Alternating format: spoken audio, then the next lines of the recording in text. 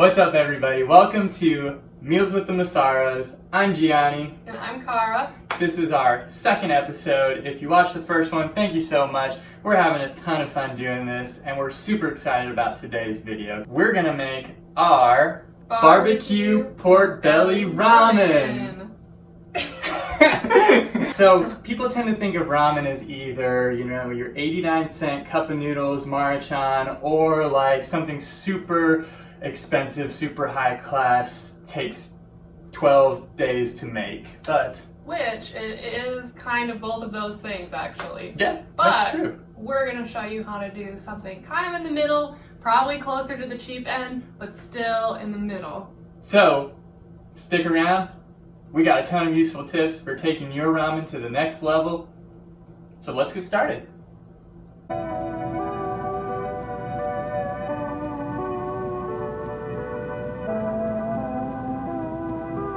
Alright, so we're going to get going with our ramen by starting with the broth. So when you use your pack of ramen from the store, whatever kind you pick out, it'll probably tell you to mix it with water, like boiled water, because there's a seasoning packet, but it's pretty bland, so we like to just start out using broth.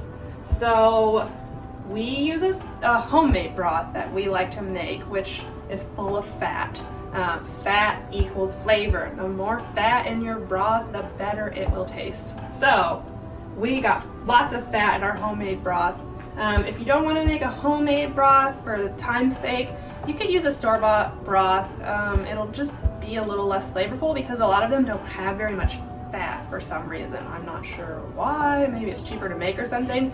But you can always take a spoonful of like bacon fat if you save. We like to save bacon fat for that reason.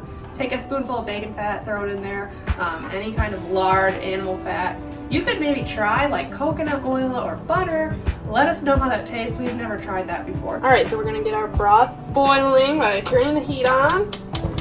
All right, we're gonna wait until this comes to a simmer, and it'll take about 5 to 10 minutes. The second element of ramen is noodles. You can go super basic, use the instant noodles. We do it, so we won't make fun of you. What's your favorite flavor of instant noodle?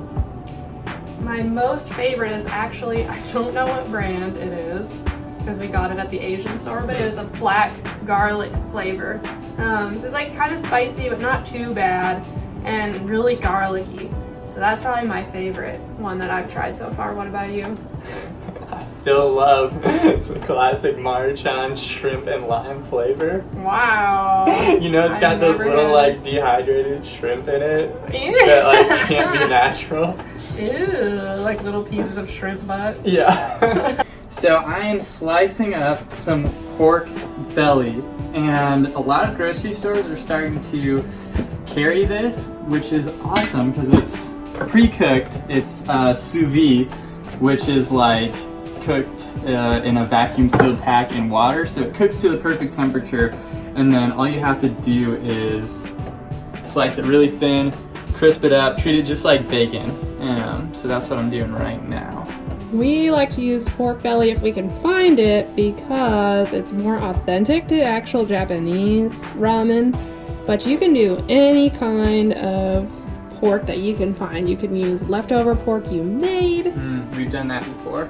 Yes, you can use store-bought pulled pork. I've seen it at Kroger. They have it at Aldi. They probably have it just about everywhere. And yeah, I mean, you can even use bacon if you want. Get creative. Yes. Lather. Show the people what the barbecue sauce is. Yeah. That's our favorite. Or mine. I can't speak for Gianni, but Simple sweet truth. and spicy. Oh, so good. Kroger brand, organic. The only snack that smiles back. Kroger brand, simple truth, organic. Barbecue.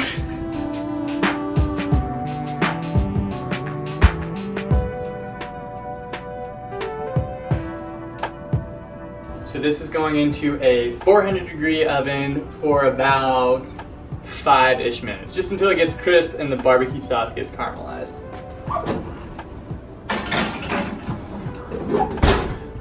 Alright, so we got our ramen ready to go. The broth is boiling, so we're gonna go ahead and put them in.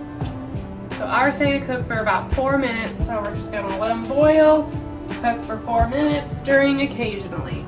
If you wanna add in your seasoning packet, go for it. Gianni doesn't want his because he's a wimp. I want mine in there because I like that extra flavor. Flavor. Flavor. I want Flavor Town, baby. Where's Guy Fieri? I'm Guy Fieri, we're rolling out. I'm Guy Fieri and I'm...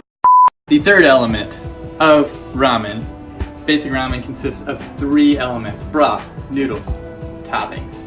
Look at that BBQ. Yes. We're getting super excited. The toppings are done and we are ready to plate our ramen. Toppings are where you can really get creative with your ramen. And Okay, start over. toppings are where you can really get creative with your ramen. And so you can really do anything. We've got some of our favorites, some that are really popular in like traditional Japanese ramen. So something there that they love to do is saute corn in butter. So we've got that, we've got some crispy garlic, we've got some garlic oil. So basically you just saute cloves of garlic in oil, like a neutral oil, until the garlic is completely black.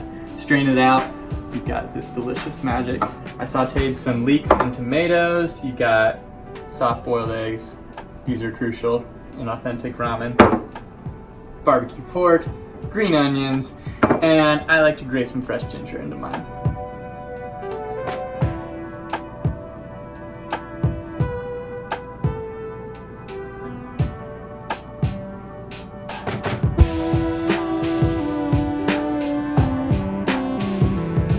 Okay, time to dig in.